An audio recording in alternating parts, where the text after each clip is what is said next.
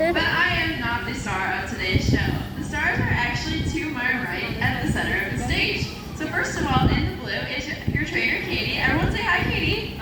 Say hi, Katie. And she is currently working with our first of two sea lion friends.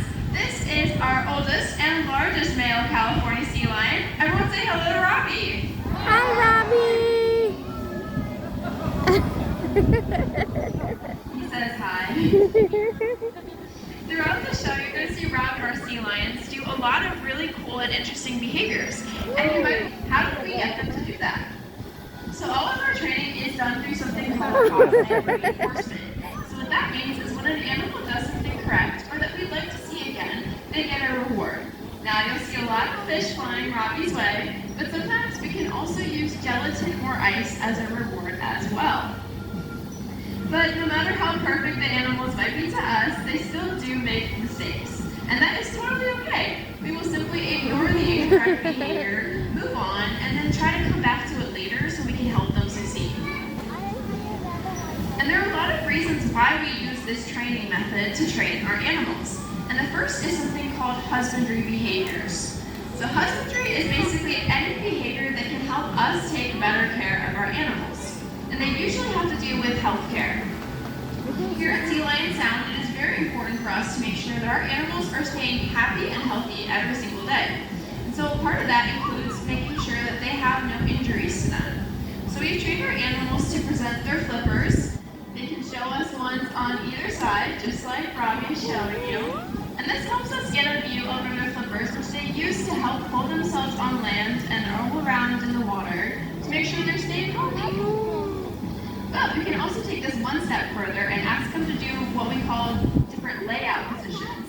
So this first one, super easy, is called a dorsal layout. It might be Robbie's favorite because he just gets to lay there while we walk around and just make sure that there's nothing going on his back that shouldn't be there. But we can also ask them to roll over and present their belly in what's called a ventral layout.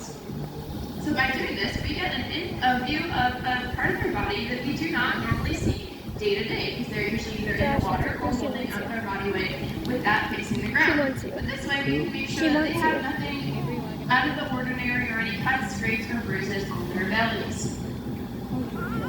We can also train them to do voluntary eye drops.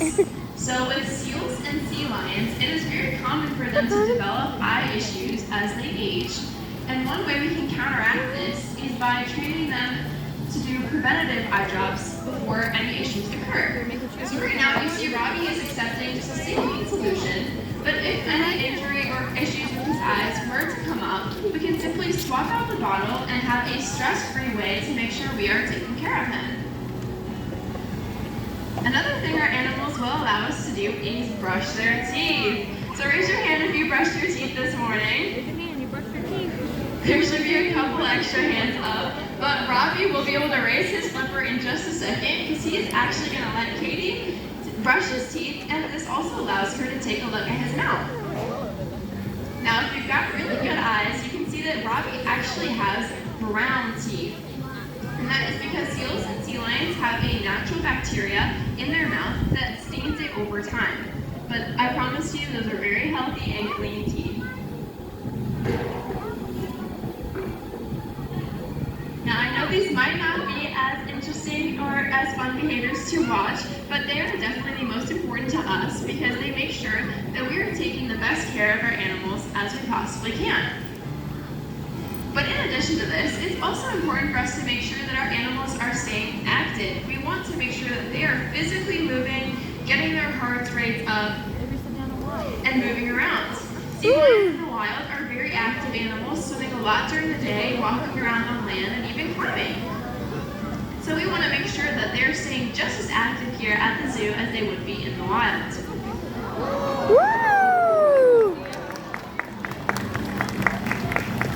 And it might not be very obvious, but sea lions' front flippers are actually very, very strong and can support all of their body weight onto it. Robbie is currently weighing in at about 680 pounds, and he's going to show you just how strong those front flippers are. Let's check it out.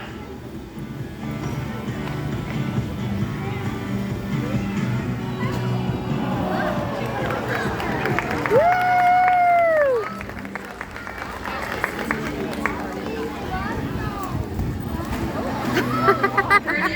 aggressive, isn't it? I don't think I'd be able to do that. However, Robbie is able to because he's got really strong front flippers, and that helps him get a little bit of a workout in every day. But in addition to staying physically active, we want to make sure that our animals are staying mentally stimulated.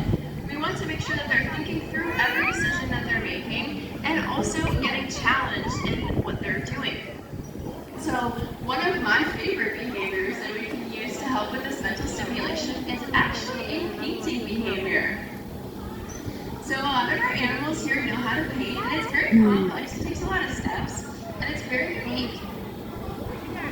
The first step is pretty tough, just holding on to that modified paintbrush can be something to adjust to. But once they learn to do that, the first step is complete. We can have them move the paintbrush around, kind of like the painting motion. But obviously, no painting is complete without the canvas and the paint.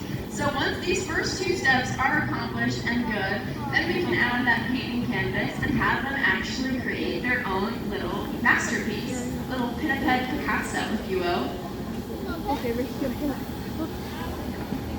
Now this is definitely my favorite behavior because every single one of our animals has their own style. There's no right or wrong way to paint to get this behavior correct. All they have to do is touch that paint to the paper.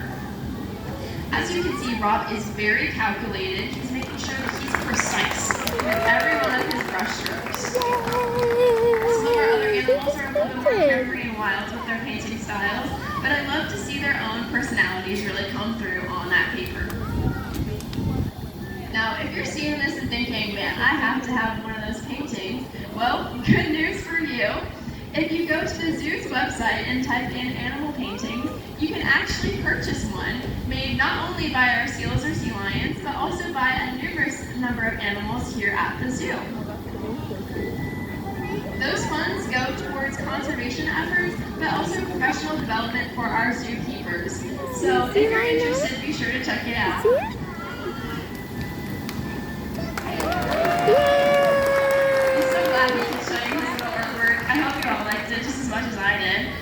But unfortunately, that brings us to the end of mine, Robbie, and Katie's portion of the show. But don't worry, we do have another trainer and sea lion friend and host that will be coming out in just a minute. So right now, your job is super easy. All you gotta do is sit back, relax, stay cool, it's really hot out, and we'll be right back.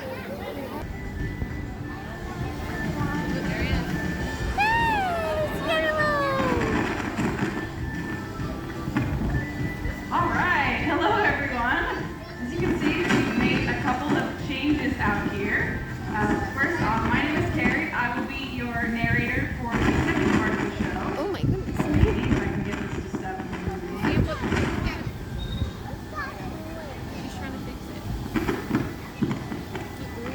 And I'm going to let Kyle tell you a little bit about our next time. I'll be right back.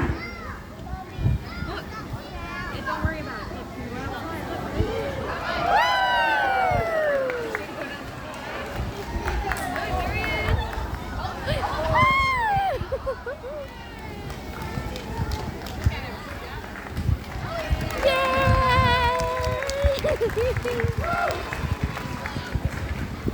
Alright, how does that sound? That's a little bit better. Okay. Once again, my name is Carrie. Thank you for bearing with me there with some technical difficulties. And over here we have your trainer, Kyle, and of course, our new friend. This is 13-year-old sea lion, Mia.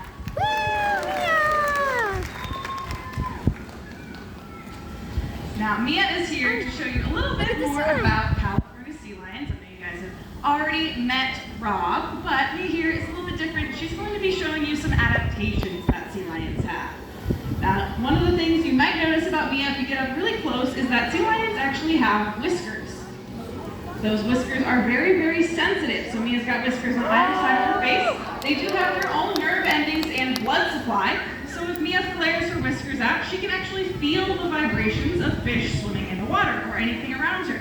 This is really, really nice if the water is maybe murky or if it's dark outside and she can't see as well. She can still use those whiskers to navigate her environment just fine without her eyesight. Now, of course, Mia doesn't need to be hunting for any fish in our show pool here today, but we do have another way to show off her very impressive whiskers, and that is with a ball balance. We're going to see if Mia can actually float all the way from the water back to her seat next to Kyle using just those whiskers. Let's see if she can do it.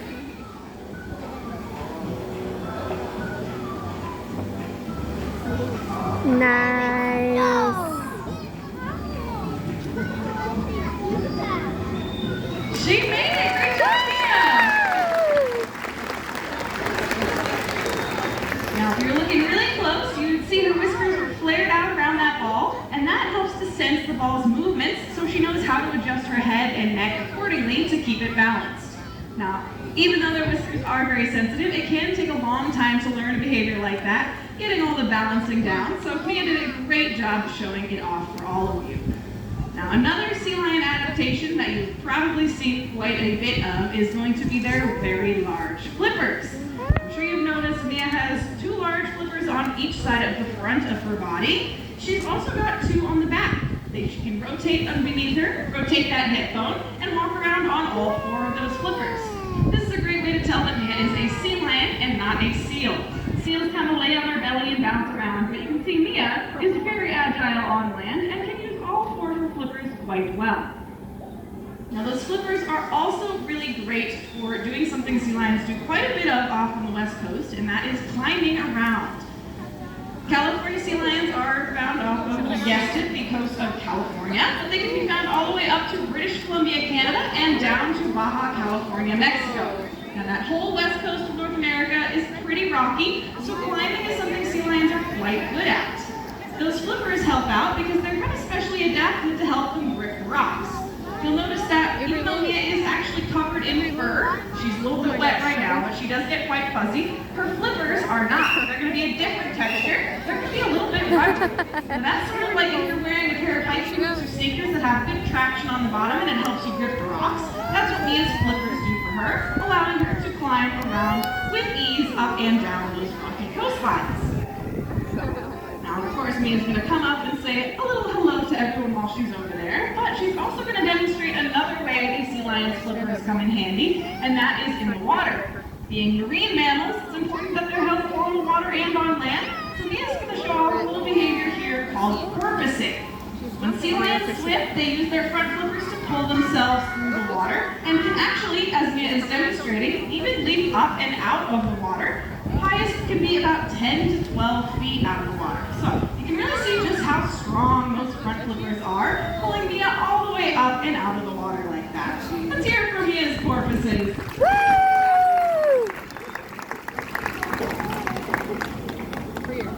Now, sea lions have another adaptation that might not be quite as obvious at first, but is very helpful for them, especially when they are catching their food out in the wild. And that is going to be a sea lion's long and flexible neck.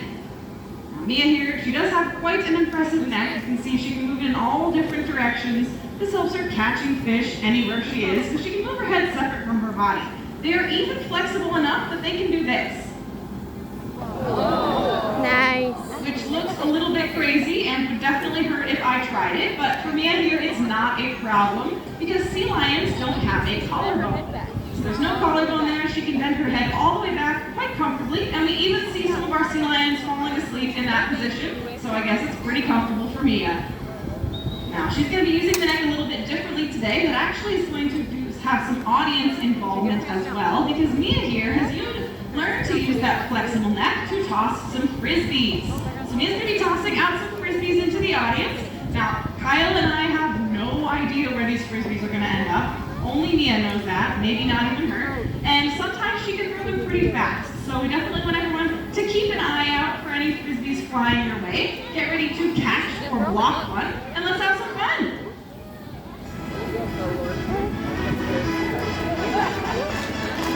That is so cute. Hanson, look.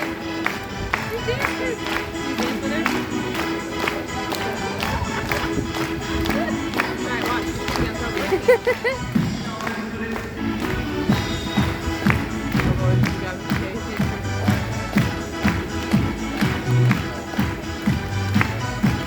She's up in the window.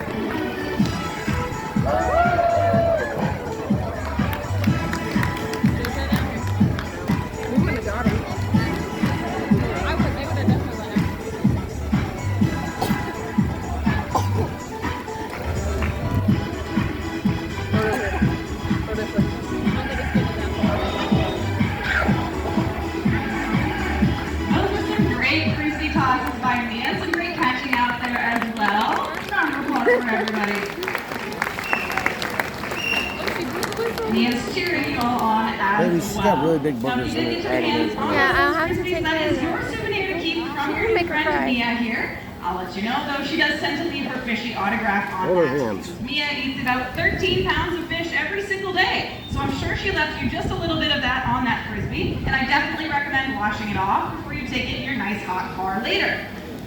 That is, unless you want to smell like Mia all day, which is Stop.